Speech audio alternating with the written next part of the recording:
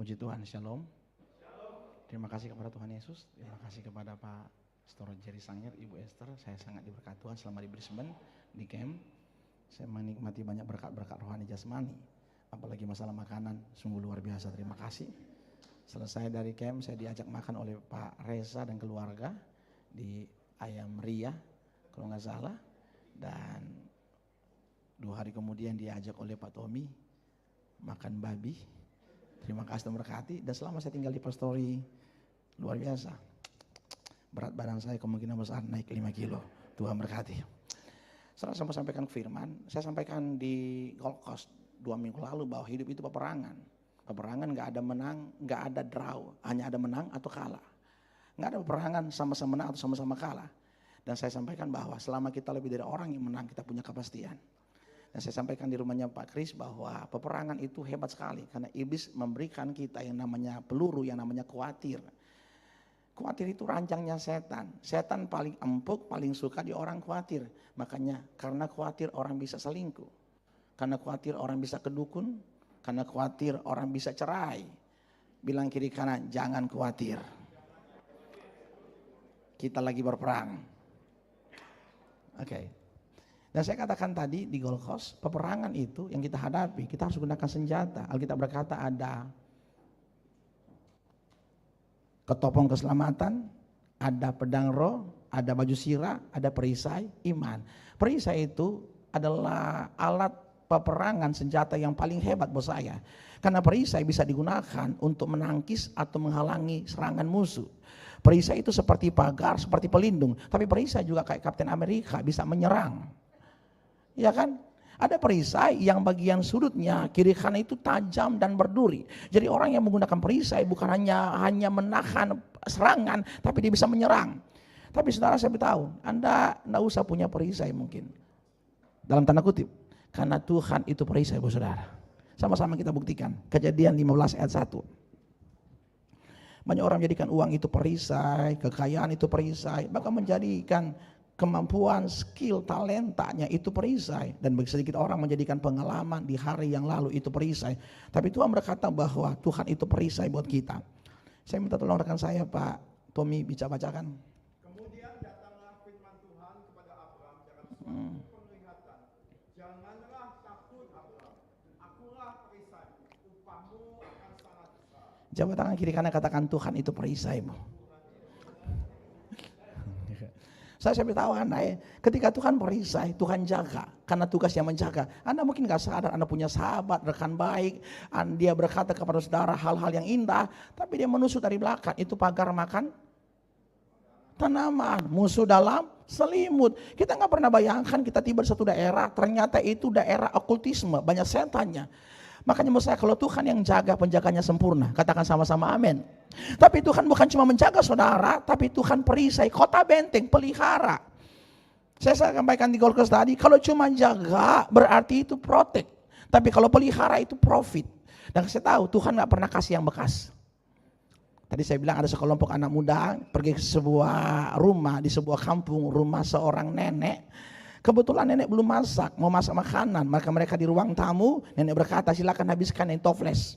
Mereka buka toplesnya, mereka habiskan. Selesai mereka makan, nenek berkata enak-enak nenek kacang mentenya. Makan aja sampai habis. Karena cucu saya tiap bulan mengirim 2 dos Silver Queen. Saya nggak mampu gigit kacangnya, saya cuma isap coklatnya. Jadi nenek punya sisa. Oh Tuhan saya enggak. Dia kasih original yang terbaik. Kasih tepuk tangan yang meriah buat Tuhan. Tadi saya sampaikan di Gold Coast ada seorang oma janda. Dia berdoa sama Tuhan. Tuhan beras sudah habis, gula sudah habis, tepung sudah habis semuanya. Setiap 5:30 pagi. Tetangganya agak merasa terganggu. 2 minggu kemudian tetangganya akhirnya ke warung, ke sebuah tempat, dia beli beras, dia beli tepung, dia beli telur, Indomie semua lengkap. Dia masukin di sebuah karung kecil, dia berikan pagi-pagi, 4:30 pagi di oma, kan oma berdoa nanti 5:30 pagi. Pas oma datang berdoa di muka rumah dia kaget, ada gula, tepung, beras, dia berkata Tuhan terima kasih berkat dari sorga. Tetangganya berkata oma bukan Tuhan yang kasih, saya yang kasih. Omanya berkata terima kasih Tuhan, setan pun Tuhan bisa pakai berkati saya. Saya mau sampaikan hari, Tuhan punya cara, bermacam-macam cara berkati Anda. Katakan amin. Tapi Tuhan yang sama yang menjaga Anda, pelihara Anda, tapi Tuhan yang sama yang berperang ganti saudara. Ada seorang bermimpi di malam hari, saya katakan tadi, dia lihat ada bunga-bunga yang indah, kupu-kupu berterbangan, suasana indah sekali, 4 telapak kaki. Dia tanya, Tuhan punya siapa? 2 telapak kaki itu milikmu anakku, 2 telapak kaki itu milikku anakku. Oh siap Tuhan. Tiba-tiba perjalanannya berubah. Ada onak duri, ada guntur, binatang buas. Dia lihat cuma 2 telapak kaki. Dia bilang, Tuhan punya siapa Tuhan? Tuhan berkata, itu punyaku. Dia nangis, Tuhan kenapa di waktu indah Tuhan sama-sama, di waktu susah Tuhan dah. Di waktu susah cuma Tuhan. Tuhan berkata, anakku, engkau gak melihat 2 telapak kakimu, karena engkau dalam gendongan tanganku. Berarti buat saya, Tuhan saya kalau menjaga Anda sempurna. Kasih tepuk tangan yang meriah. Kapan Tuhan jadi perisai buat kita? Sama-sama kita baca. Ini saya akan lanjutkan khotbah saya di Golkar. Mari sama-sama. Mazmur 18 ayat 31. Mazmur pasal 18 ayat 31. Mulai hari ini ambil keputusan. Anda punya uang, harta, kekayaan, segala-galanya, jangan pernah jadi perisai. Posisi Yesus takkan tergantikan oleh siapapun dan oleh apapun. Mazmur 18 ayat 31. Saya minta tolong Pak Tommy untuk bacakan.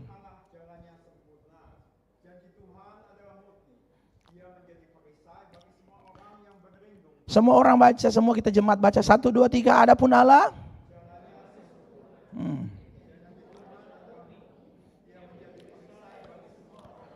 Wow, Alkitab berkata, selama Anda ada di jalannya Tuhan dan Anda pegang janji Tuhan, maka Tuhan jadi perisai. Saya baca situ, jalan janji. Bilang sama-sama, pangkat 2. Jalan dan janji. Jalan Tuhan sempurna. Bahasa aslinya, jalan Tuhan tidak ada salahnya. Sempurna. Jalan Tuhan tidak ada celahnya. Sempurna.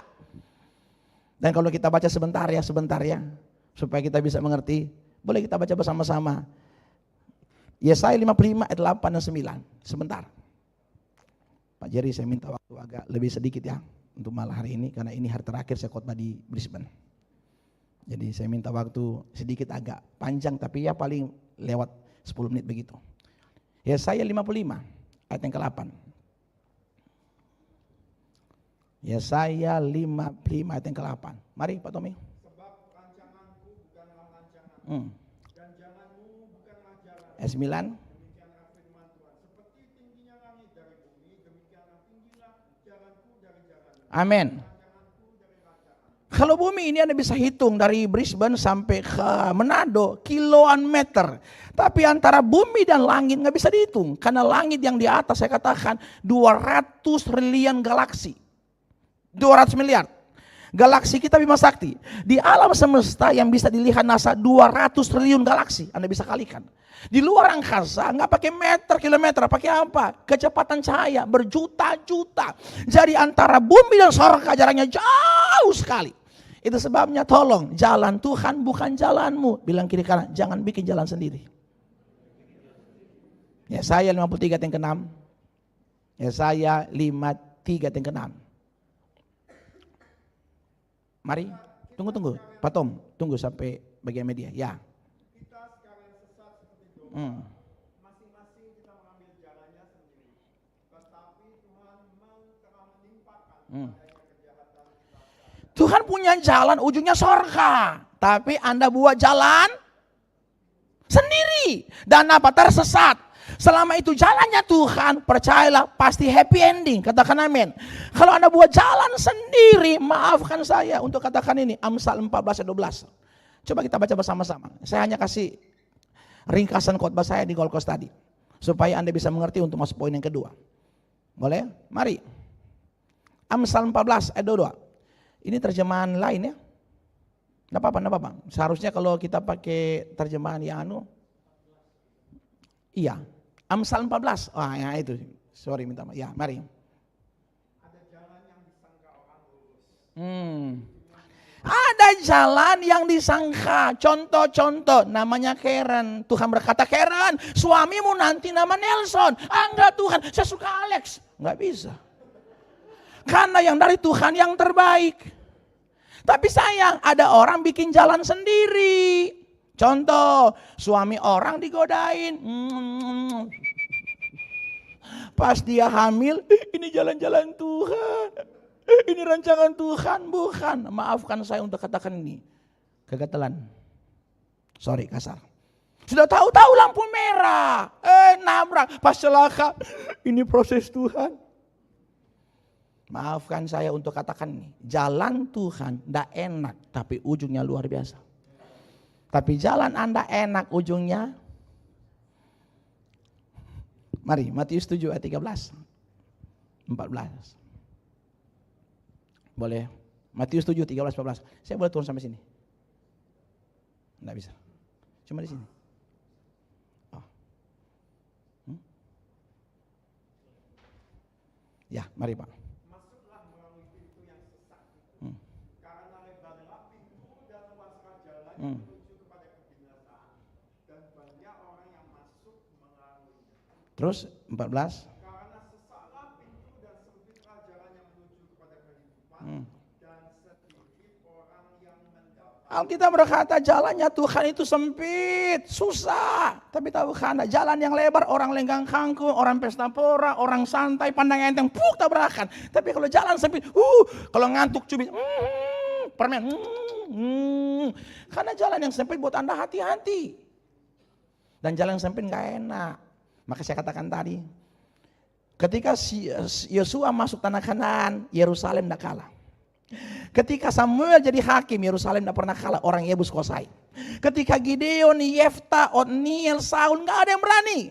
Daud berkata ketika di Hebron 7 tahun, saya harus rebut Yerusalem. Ketika dia tiba, orang Yebus berkata, orang buta, orang timpa akan kalahkan kamu. Tapi Daud berkata kepada orang-orangnya, siapa ingin kalahkan Yerusalem, masuk melalui saluran air. Di sana ada bangkai, ada bau busuk, ada tikus, ada kecoa. Geli. Daud berkata, jangan menyerah, maju. Saya tahu, kadang-kala waktu kita berjalan gak enak sekali, bau busuk, tapi ujungnya Yerusalem.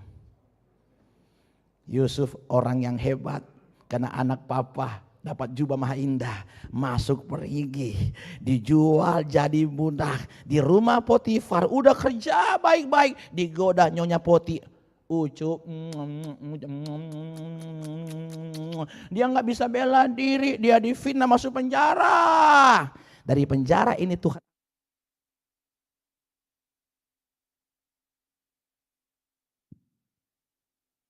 bilang sama-sama jalannya Yusuf, perigi, difitnah, penjara, Perdana Menteri.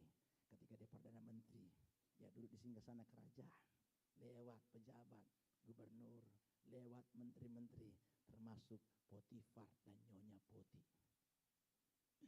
Selamat sore Tuan Ucup.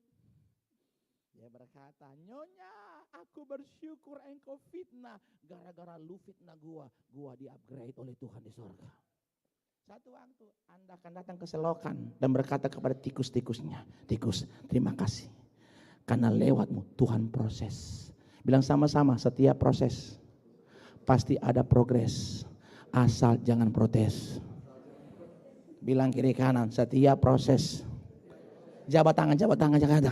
Setiap proses pasti ada progres, asal jangan protes. Tuhan, sudah gak mampu Tuhan, suami ngorongnya kayak babi. Tuhan, udah gak mampu, istri cerewet. Tuhan, dia punya karunia berkata-kata dalam kelimpahan. Bilang sama-sama dengan saya, setiap masalah pasti ada masa expire-nya. Kasih tepuk tangan yang paling meriah, Mulai hari ini yakinkan diri Anda punya kemampuan. Karena pencobaan Tuhan beri tidak pernah melebihi kekuatanmu. Kemari ke Mazmur 18 ayat 31. Story berkati oleh Tuhan. Coba angkat tangan hari ini, siapa yang sementara melalui perigi, difitnah orang, dicaci maki orang, ada? Oh enggak ada. Oh ada. Siapa di antara Anda hari-hari ini hampir tidak mampu? Maka saya katakan tadi, Ayub itu luar biasa. Dalam satu hari, untanya habis, keledainya habis, kambing domanya habis. Dalam satu hari orang berkata, Ayub, anak-anakmu 10 orang lagi bikin pesta, tiba-tiba api menyambar. Angin, mati 10 orang. Tiba-tiba timbul luka dari kepala sampai kaki, dia garuk pakai pecahan beling. Dan di hari yang sama istrinya berkata, Ayub, kutuki Tuhanmu. Sorry Ayub, dadah. Ada uang abang disayang, ada. Tidak ada uang abang? Di hari yang sama, uangnya habis. Di hari yang sama, ekonominya hancur. Di hari yang sama, kesehatannya rusak. Dan di hari yang sama, tahukah, keluarganya hancur. Salah satu bukti Ayub dipulihkan Tuhan tadi pagi. Tuhan tahu jalan hidupku. Seandainya ia menguji aku akan timbul seperti emas. Kasih tepuk tangan lagi. Yes. Mazmur 18 ayat 31. Mari. Adapun Allah jalannya sempurna, janji Tuhan adalah murni, dia menjadi perisai bagi semua orang yang berlindung padanya. Bilang sama-sama, janji Tuhan murni. Kata murni dalam bahasa aslinya teruji. Bilang sama-sama, teruji. Berarti selama Pak Jerry, saya, Pak Yefta,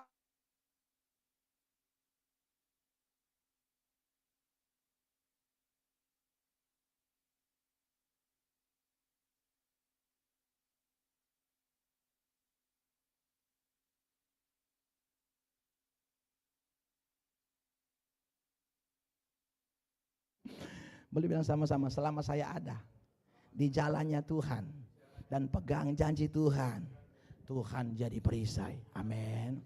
Bilang sama-sama, janji Tuhan murni.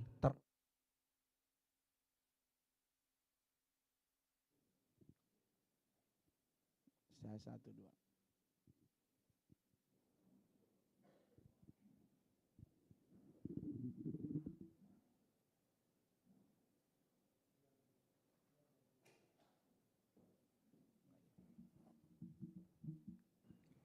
Puji Tuhan. Puji. Oke. Hari kita akan bilang sama-sama, janji Tuhan teruji. Kenapa teruji? Yang pertama, sama-sama kita buka kitab. Yohanes 1 ayat 1. Yohanes 4:1. Saya sudah diingatkan Pastor Jerry beberapa kali, kalau khotbah jangan terlalu cepat. Karena yang penterjemah translate nggak bisa kejar. Sorry Andre, Ate, sorry. Tiada maaf bagi. Ya, mari. Firman itu bersama-sama dengan Allah dan firman itu adalah Allah. Sama-sama katakan, janji Tuhan itu firman. Firman itu Allah. Dari dulu sampai sekarang, firman Allah gak pernah berubah. Menjelang pemilihan di kompleks kami, di daerah saya, ketika Pak Ganjar dan Pak Prabowo, setiap orang berkata, Ganjar. Menjelang 3 hari, ganti 02 Toranggas, 02 Toranggas, selesai. Manusia bisa berubah. Anda pikir sahabat Anda, teman baik Anda, teman kongsi Anda, sahabat karib sama pelayan, satu roh gak bisa berubah? Bisa berubah. Tapi saya percaya hari ini cuma gak pernah berubah, cuma firman Allah kekal selama-lamanya. Yang kedua, kenapa dia teruji? Ayat yang ketiga, Yohanes 1 ayat yang ketiga. Segala sesuatu dijadikan oleh dia dan tanpa dia tidak ada sesuatu pun yang telah jadi dari segala. Firman Allah berkata, jadilah matahari, jadilah bulan. Jadi ketika firman Tuhan diucapkan, apa yang diucapkan itu yang jadi. Matahari, tak, bulan, tak. Tapi kadang kalau orang berkata, saya janji ya mau kasih $1.000. Kemarin, hari ini $100. Berubah. Dia janji, saya mau beri mobil. Dia ganti motor, berubah. Tapi saya mau katakan Anda, Tuhan saya, apa yang dia bilang, dia pegang kata-katanya. Dia gak pernah berubah. Makanya janji Tuhan murni. Kasih tepuk tangan lagi, yes. Yang ketiga, kenapa janji Tuhan itu teruji? Yeskiel 12 ayat 28. Yeskiel 12 ayat 28. Perhatikan ayat ini. Yeskiel pasal 12 ayat 28. Oleh karena itu katakanlah kepada mereka, beginilah firman Tuhan Allah. Tidak satu pun dari firmanku akan ditunda-tunda. Amin.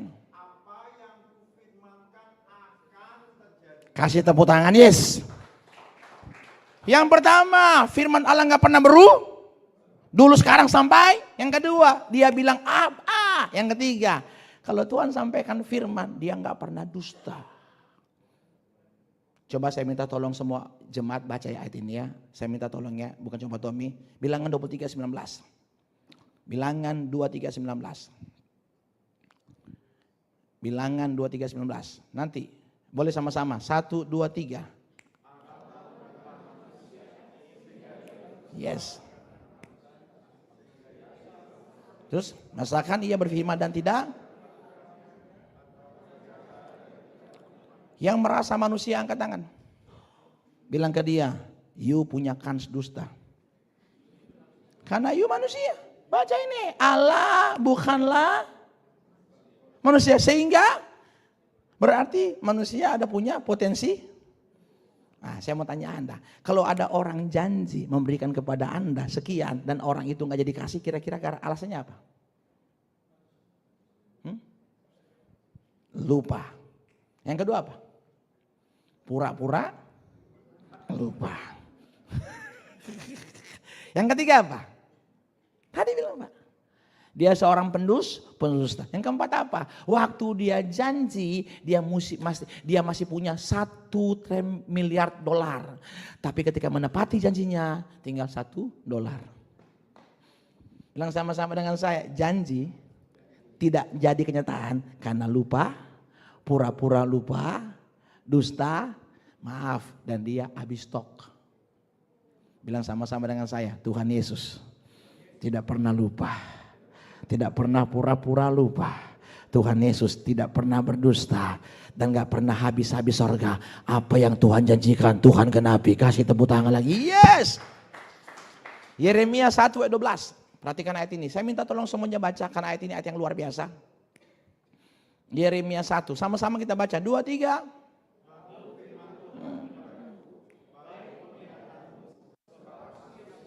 Yes. Sebab aku siap sedia untuk melaksanakan firman-Ku.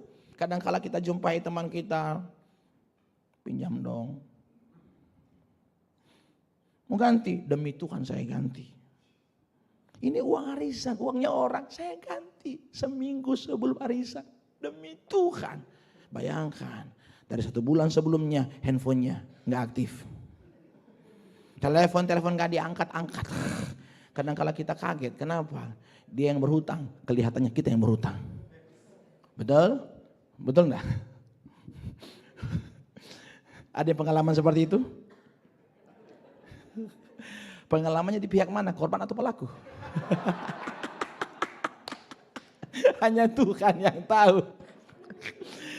Tuhan kalau dia janji oleh bilurku kamu sembuh. Dia berdiri berkata aku siap melaksanakan. Kalau dia berjanji tidak baik hidup manusia seorang diri. Pasti dapat jodoh. Dia akan berdiri bertanggung jawab. Angkat tangan yang jomblo. Yang gak angkat tangan sampai mati gak dapat-dapat.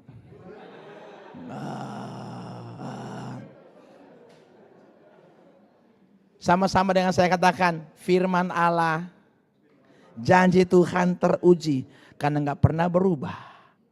Dulu sekarang sampai apa yang dia bilang gak pernah dia ganti dan gak pernah berdusta. Sama-sama kita buka Matius 8 ayat yang ke-5. Ini ada sesuatu kisah buat saya yang luar biasa kalau Anda pelajari. Saya minta tolong semuanya baca bersama-sama dengan saya. Ayat 5 sama-sama kita baca. Ketika Yesus masuk ke Kapernaum, datanglah seorang perwira mendapatkan dia dan memohon kepadanya. Ayat yang ke-6. Tuhan, hambaku terbaring di rumah karena sakit lumpuh dan ia sangat menderita. Ayat yang ke-7. Yesus berkata kepadanya, aku akan datang menyembuhkannya. Ayat yang ke-8.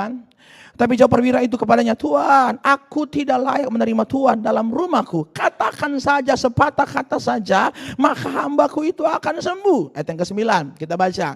Sebab aku sendiri seorang pahlawan dan di bawahku ada pula prajurit. Jika aku berkata kepada salah seorang prajurit, pergi, maka ia akan pergi. Dan kepada seorang lagi datang, maka ia akan datang. Ataupun kepada hambaku, kerjakanlah ini, maka ia mengerjakannya. Perhatikan.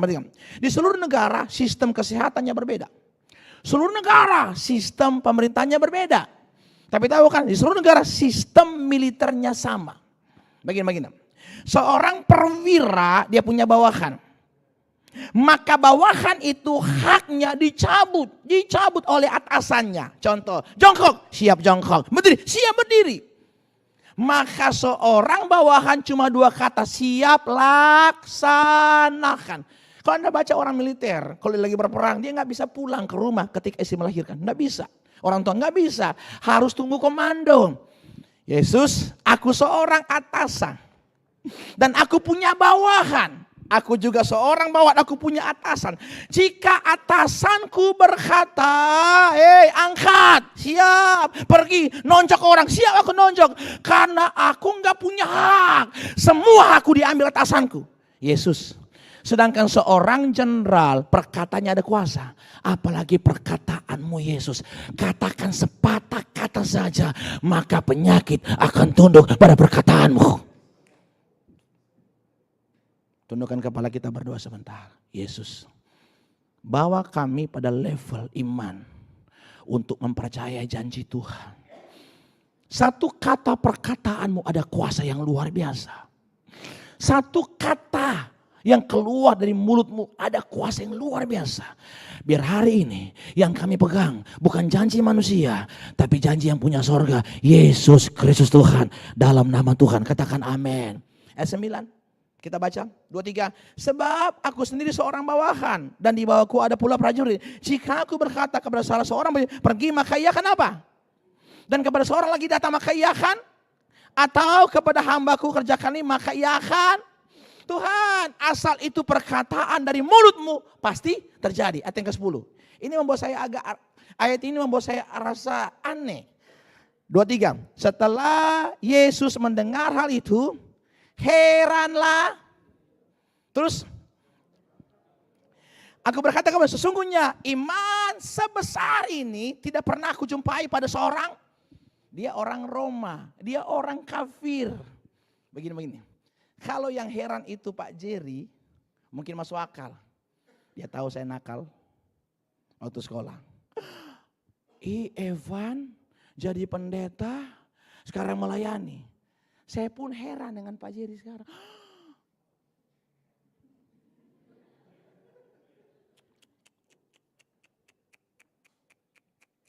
Wibawanya bertambah-tambah. Waktu kami di sekolah Alkitab, kalau kami lagi rame-rame nakal-nakal, dia hei, langsung diam semua. Nggak tahu kalau di Brisbane, sama ya? Oh sama semua ya.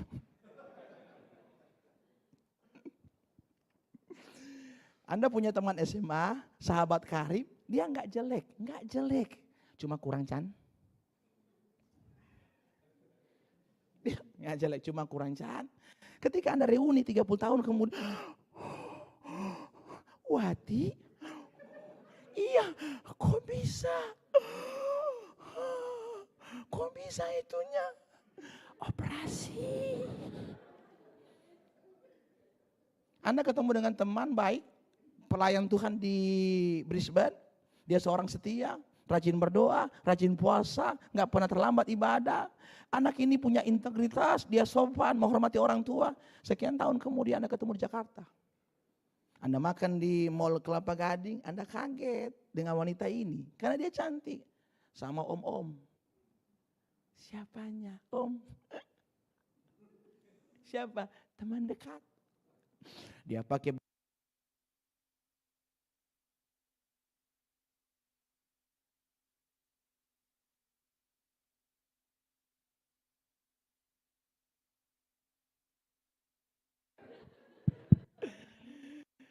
Pak, kalau Anda terkejut itu masuk akal. Karena Anda bukan maha tahu. Kalau Yesus sampai heran terkejut, ini gak masuk akal. Pakai logika Anda. Kalau Anda heran melihat seorang yang setia sama Tuhan tiba-tiba jadi pecahan narkoba. Anda lihat seorang preman, seorang yang jahat tiba-tiba jadi hamba Tuhan. Kenapa? Karena Anda bukan maha tahu. Tapi kalau Yesus sampai heran, dia kaget. Itu luar biasa. Biar hari ini Tuhan terheran-heran dengan Anda. Karena sampai hari ini Anda percaya akan janjinya, tidak berubah. Ayat 13 kita baca. Ayat 13. Pak, kasih tahu Pak.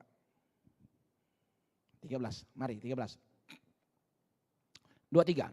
Lalu Yesus berkata kepada perwira itu, pulanglah dan jadilah kepadamu seperti. Berarti Tuhan jatuh cinta bukan dengan uang Anda. Tuhan jatuh cinta dengan wajah Anda. Tuhan jatuh cinta dengan kepercayaan kepada firman Allah. Apa itu iman? Cara Allah memandang kita, itu iman. Coba kita baca Ibrani 11 ayat 1. Ibrani 11 ayat 1. Mari. Ibrani 11 ayat 1. 23. Iman adalah dasar dari segala sesuatu yang kita, dan bukti, saya mau tanya Anda, setiap orang punya harapan enggak? Siapa Anda punya harapan jadi orang kaya? Oh enggak ada? Malaikat catat. Oke, kalau orang sakit harapannya apa? Sembuh. Kalau orang miskin harapannya apa? Kalau orang jomblo harapannya apa? Kalau orang ngontrak harapannya apa? Kalau orang lagi jadi ekor harapannya jadi apa kata firman Allah? Kalau orang turun harapan apa? Naik. Oke. Kalau orang dunia ateis sakit harapannya apa? Sembuh. Kalau orang gak kenal Tuhan, jomblo harapannya apa? Dapat jodoh. Kalau orang dunia sakit harapannya apa? Sembuh. Apa beda harapan orang dunia dan harapan Tuhan? Itu dia. Iman adalah dasar dari segala yang kita, lihat saya. Kalau orang dunia sakit harapannya sembuh, dasarnya ingin. Beda. Kalau anak Tuhan sakit harapannya sembuh, dasarnya iman. Beda. Iman dan ingin Kalau ingin segala cara meskipun haram akan ditempuhnya karena bilang sama-sama dengan saya, iman dasar dari apa yang saya harapkan. Iman timbul dari pendengaran oleh firman. Bilang sama-sama, iman saya itu firman. Oke, sekarang bilang sama-sama, firman adalah dasar dari apa yang saya harapkan. Oke. Sekarang iman ganti, firman ganti dengan uang. 2, 3. Uang adalah dasar dari apa? Enggak cocok. Sekarang ganti dengan harta. 2, 3. Harta adalah dasar dari apa yang saya? Enggak cocok. Ganti dengan Tommy. 2, 3. Tommy adalah dasar dari apa? Enggak cocok. Ganti dengan Stephen. 2, 3. Stephen adalah dasar dari enggak cocok. Ganti dengan Jerry. 2, 3. Pastor Jerry dasar enggak cocok. Ganti dengan firman Yesus. 2, 3. Firman Yesus dasar dari segala apa? Orang sakit kalau dia orang dunia harapannya sembuh. Dasarnya ingin. Beda. Anak Tuhan firman. Firman berkata oleh bilur-bilurnya aku. Maka itu dasar kita apa? Sembuh. Makanya mulai hari ini dimanapun Anda melangkah jangan pernah lupa baca firman.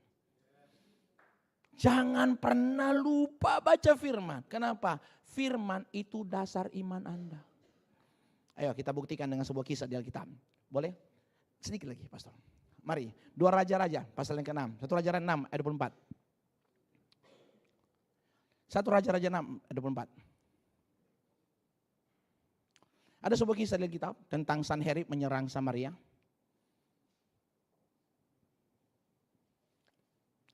Oh sorry, 2 Raja-Raja 6. Saya minta maaf, 2 Raja 6. Akhirnya kita baca bersama-sama. Makanya sampai hari ini saya doa setiap Anda jatuh cinta dengan firman. Setiap Anda haus dan lapar ke firman. Mari, 2, 3. Sesudah itu Ben-Hadad Raja Aram menghimpun seluruh tentaranya lalu maju mengepung Samaria. 25. Maka terjadilah kelaparan hebat di Samaria setelah mereka mengepungnya. Sehingga sebuah kepala keledai berharga 80 sikal perak. Dan seperempat kap tahi merpati berharga 5 sikal. 1 sikal 11,4 gram perak. Bayangkan nih, 1 kepala keledai 80 sikal. 1 kap itu 2 liter. Setengah kap 1 liter. Seperempat kap berapa liter? Ulang. 1 cup sama dengan 2 liter. Setengah cup sama dengan 1. Seperempat cup berarti berapa? Setengah liter. Anda bayangkan tahi merpati laku. Wow, betapa mengerikannya. Terus ayat yang ke-6, kita baca bersama-sama. Satu kali ketika Raja Israel berjalan di tembok, datanglah seorang perempuan mengadukan halnya kepada Raja sambil berseru, tolonglah ya Tuanku Raja. Ayat 27 saya akan baca. Jawabnya, jika Tuhan tidak menolong aku, dengan apakah aku dapat menolong kau? Dengan hasil pengirikan kah atau hasil pemerasan anggur? Ayat 28, sama-sama. Kemudian bertanyalah Raja kepadanya, ada apa? Jawab perempuan itu berkata kepadaku. Perempuan itu berkata kepada, berilah anakmu laki-laki supaya kita makan. Kita makan dia pada hari. Dan besok akan kita makan anakmu laki-laki. Anakku laki-laki. 28, 23. Jadi kami masak anakku dan memakan dia. Tetapi ketika aku berkata kepadanya pada hari berikutnya, berilah anakmu supaya kita makan dia. Maka perempuan ini menyembunyikan anaknya. Anda bayang, satu Samaria, satu kepala keledai berharga 80 sikal. Seperempat kap tahi merpati berharga berapa? 5 sikal. Di Samaria ternyata anak pun dimakan karena kelaparan. Tiba-tiba Tuhan berfirman kepada Elisa. 2 Raja-Raja 7:1. 2 Raja-Raja 7:1. 2 Raja-Raja 41:1. Mari. Lalu berkata Elisa, dengarlah apa? Firman Stephen, firman Tommy. Firman, beginilah firman Tuhan, besok kira-kira waktu ini sesukat tepung yang terbaik, 1 sukat 12 liter. 1 sukat 12 liter. Yang terbaik akan berharga 1 sikal. Dan apa? 2 sukat jelai akan berharga 1 sikal di bingku. Bayangkan, hari ini seperempat tahi merpati 5 sikal. Tapi Tuhan berkata, Elisa, ini firman Tuhan. Besok jam seperti ini akan terjadi perubahan, kata firman Tuhan. Besok satu sukat, bayang, 1 sukat itu ada 12 liter, berharga 1. Kira-kira murah atau mahal itu? Murah atau mahal? Ayat yang kedua. Tetapi saya mau jelaskan, perwira ini bukan orang biasa. Saya pernah teliti, perwira ini jenderal. Dia bukan cuma ajudan. Dia orang yang pernah berperang melawan Ethiopia. Perwira ini punya pangkat jenderal. Tetapi perwira yang menjadi ajudan raja menjawab Abdi Allah. Katanya, sekalipun Tuhan membuat tingkap-tingkap di langit, masakan hal ini mungkin terjadi? Elisa, lu ngomong doang, gak mungkin. Sekarang aja mahal, masa besok langsung murah? Gak mungkin. Kalau 5 tahun depan masuk akal, masa besok gak mungkin. Ulang-ulang sama. Tetapi perwira yang menjadi ajudan raja menjawab Abdi Allah. Katanya, sekalipun Tuhan membuat tingkap, sekalipun Tuhan campur tangan, sekalipun Tuhan turun tangan, masakan hal itu mungkin terjadi? Sama-sama jawab Abdi Allah, sesungguhnya engkau akan melihatnya dengan matamu sendiri, tetapi engkau tidak akan. Perhatikan, kalau Anda baca ayat yang keempat, coba kita baca yang ketiga. 4 orang yang sakit kusta ada di depan pintu gerbang. Berkatalah seorang kepada yang lain, mengapa kita duduk sini sampai mati? Begini saya mau sampaikan. 4 orang ini berbincang-bincang. Ini 4 orang kusta. Kusta kan itu, sorry minta maaf ya, tiba-tiba hidungnya copot, jarinya copot, mereka saling dorong. Gimana? Dalam perbincangan, kalau kita masuk ke kota sama aja kita mati. Kan di sana gak ada makanan. Kalau kita pergi ke tentara Aram, kita dibunuh.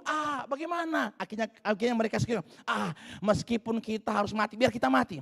Tapi ketika mereka lagi berjalan menuju ke perkemahan tentara Aram, tiba-tiba Tuhan ubah langkah mereka menjadi apa? Kalau baca, seperti tentara, puk-pak. Kadang-kala Anda gak pernah bayangkan, yang paling hina, yang gak masuk hitungan, Tuhan bisa pakai memberkati Anda.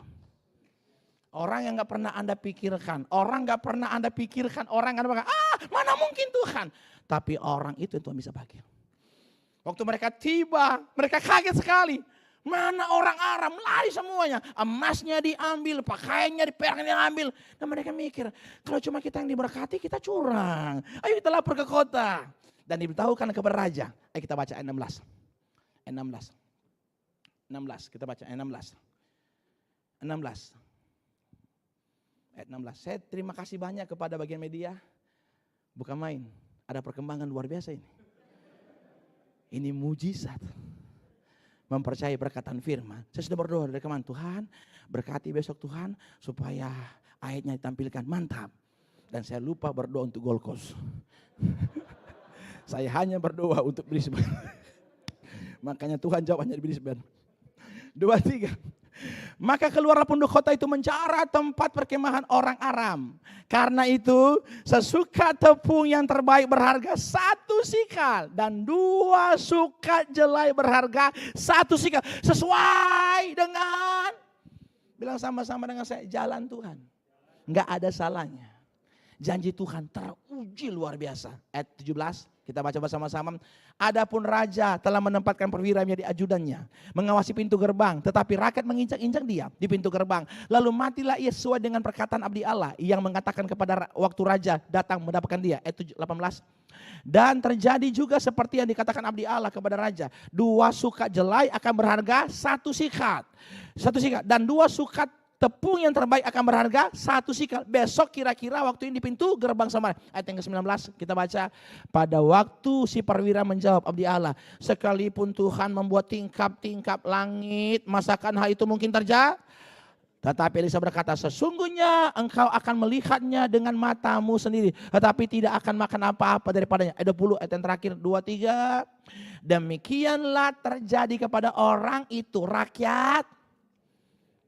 Saya rindu Anda jadi seperti Elisa, bukan perwira ini. Ketika Anda percaya firman Allah, Tuhan, saya tahu suami saya selingkuh. Saya tahu suami saya zina. Saya tahu suami saya perokok. Saya tahu suami saya narkoba. Tapi saya percaya Tuhan Yesus sanggup mengubah apapun. Saya punya kesaksian. Kesaksian buat saya kesaksian luar biasa. Ketika dokter mengatakan kepada saya, Pak, maaf, demam berdarah ini anak Bapak shock. Ada dokter sini, ada dokter. Maka dipindahkan dari rumah sakit Teling, dipindahkan ke rumah sakit Profesor Kando, rumah sakit pemerintah. 13 orang dalam ruangan, 10 orang mati. Tinggal 3 anak. Saya perkatakan firman tiap hari. Anakku sehat, anakku sembuh. Oleh pilur-pilurnya sembuh dalam nama Tuhan Yesus. Makanya minta maaf untuk katakan, sehebat kata-kata manusia, masih di ujung kuku dari kata-kata Tuhan. Ada sebuah kisah mau sampai ke terakhir sama kiri khotbah. Dan saya berharap Anda enggak tertuduh, Anda enggak merasa terintimidasi. Ada sebuah kisah Alkitab, ketika Tuhan bangkit dari antara orang mati, maka Kleopas dan sahabatnya meninggalkan Yerusalem. Mereka menuju ke Emmaus. Mari, Lukas pasal 64 ayat yang ke-13. Ini bagian terakhir. Lukas 24 ayat 13. Lukas 24 ayat 13. Boleh? Pada hari itu juga ada 2 orang dari murid-murid Yesus pergi ke sebuah kampung bernama Emmaus, yang terletak kira-kira 7 mil jauhnya dari Yerusalem. 14 kita baca. Dan mereka bercakap-cakap tentang segala sesuatu yang telah terjadi. Ayat 15. Ketika mereka sedang bercakap-cakap dan bertukar pikiran, datanglah Yesus mendekati mereka, lalu berjalan bersama-sama dengan mereka. Ayat 16. Kita baca. Tetapi ada sesuatu yang menghalangi mata mereka sehingga mereka tidak dapat mengenal dia. Saya minta tolong Pak Tommy maju ke depan. Worship dan maju ke depan sebentar. Satu kali peristiwa ketika Tuhan bangkit dari antara orang mati, maka Kleopas dan sahabatnya, menurut para penafsir Alkitab mungkin dia Lukas. Yesus punya 12 murid tapi dia punya 70 murid. Ada Markus, ada Lukas di antaranya, ada Kleopas. Maka berjalanlah kedua orang ini, mereka berjalan saling ngobrol, apa kabar, bagaimana kabarnya. Tiba-tiba mereka berjumpa dengan Tuhan Yesus. Bayangkan.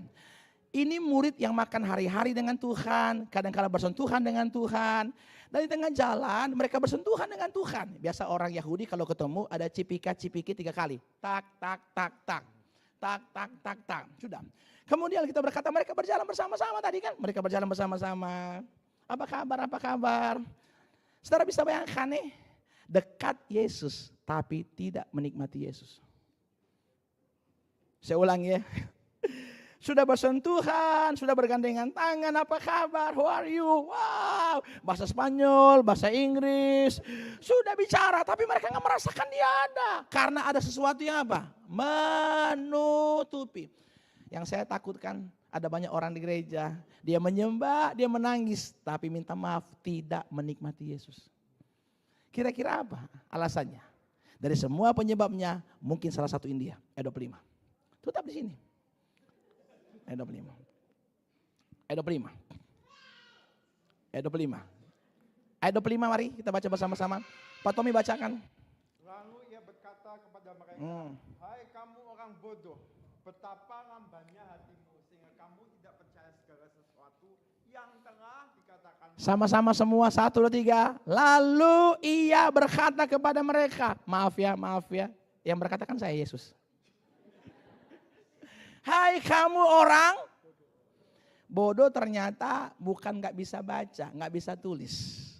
Baca, betapa lambannya hatimu sehingga kamu tidak percaya. Berarti buat saya, kadang-kala mata kita gak bisa lihat Tuhan. Karena kita bertanya, mana Tuhan? Tuhan di mana Tuhan? Tuhan di mana ketika aku ada masalah? Tuhan bilang, anakku, aku gak kemana-mana, kamu yang kemana-mana. Orang bodoh dan orang bodoh. Ini kan kata Yesus. Ini kan kata Yesus kan. Karena kamu tidak percaya apa yang dikatakan nabi-nabi atau firman Allah. Berarti Anda mungkin ada di gereja hari ini. Bahkan di mimbar melayan Tuhan. Kalau Anda masih ragu dengan firman Allah, Anda orang bodoh. Dan orang bodoh minta maaf. Tidak bisa memandang kemuliaan Tuhan. Amin. Sama-sama kita bangkit berdiri. Tetap di sini. Tetap di sini. Bacakan 2 Tawarik 20 ayat yang ke-20. Ayat yang terakhir buat kita. 2 Tawarik. Saudara diberkati oleh Tuhan? Mari kita baca. 2 Tawarik 20 ayat yang ke-20. 2 Tawarik 20 ayat yang ke-20. Ya, 2 Tawarik 20 yang ke-20. 2, 3.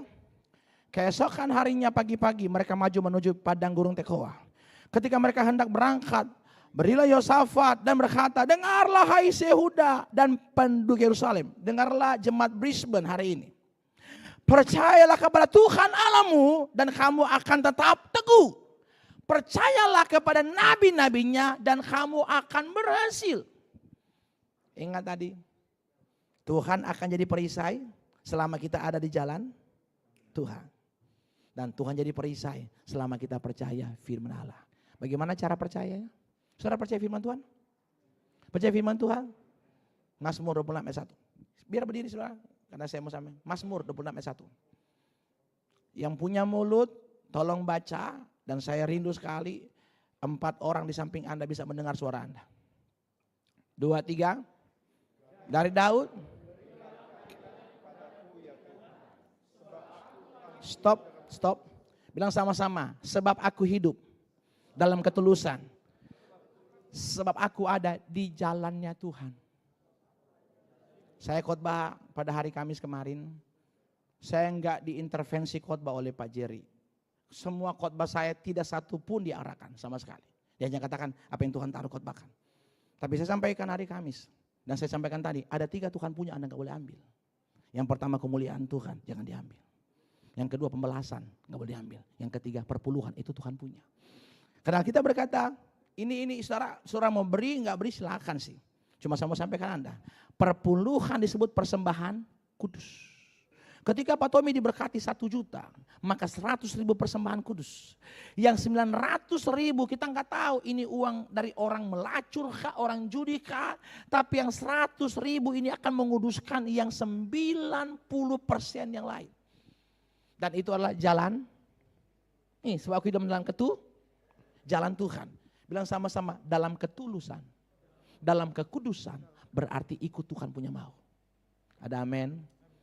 Saya katakan waktu di camp, mengampuni it's okay. Tapi di atas mengampuni adalah mengasihi. Kasihilah musuh, it's okay. Tapi ada jenjang di atasnya. Kita bilang, ucapkan berkat buat musuh. Bisa Pak? Orang menyakiti bapak dan berkata, dia sukses, tambah ganteng, pret. Nada. Kita disakiti, dilukai, difitnah, dan kita bisa berkati. Mengampuni, it's okay, masih bisa. Mengasihi, tapi mengucapkan berkat. Bahkan waktu dia celaka kita pura-pura, wih kasihan dalam hati. Rasa kamu. Tapi yang keempat, itu yang luar biasa. mengalahkan kejahatan dengan kebaikan. Ajak dia, panggil nonton bioskop, ajak dia makan, kasih uang dia, gak gampang. Tapi saya beritahu, itu jalan Tuhan. Yang terakhirin dia. Pak Sintobi, yang tadi pagi, Bapak kan WL, pemain musik boleh maju ke depan? Sini Pak, ini Pak. Sini Pak Tom, ini saya khotbah tadi. Pak Tom berkata, Tuhan, ini gunung masalah. Ini gunung masalah. Angkat Tuhan. Angkat Tuhan. Iman sebesar, bisa pindahkan gunung. Tuhan bilang, silakan Tom, lewat. Dadah, dengan kangkung. Sekarang, Tuhan, angkat gunung ini. dalam nama Tuhan Yesus. Dalam nama Tuhan Yesus, angkat. Tuhan bilang enggak. Angkat Tuhan. Angkat. Tom, gunung masalahnya ada. Tapi aku berikan engkau kekuatan supaya engkau bisa menaiki gunungnya. Anda sampai sebelah. Katakan amin. Bilang iman yang kecil bisa pindahkan gunung. Iman yang besar bisa pindahkan pegunungan. Iman yang benar, kalaupun gunung tak berpindah, Tuhan punya rencana yang terindah buat saya. Katakan amin. Berikan tepuk tangan yang meriah bagi Tuhan Yesus.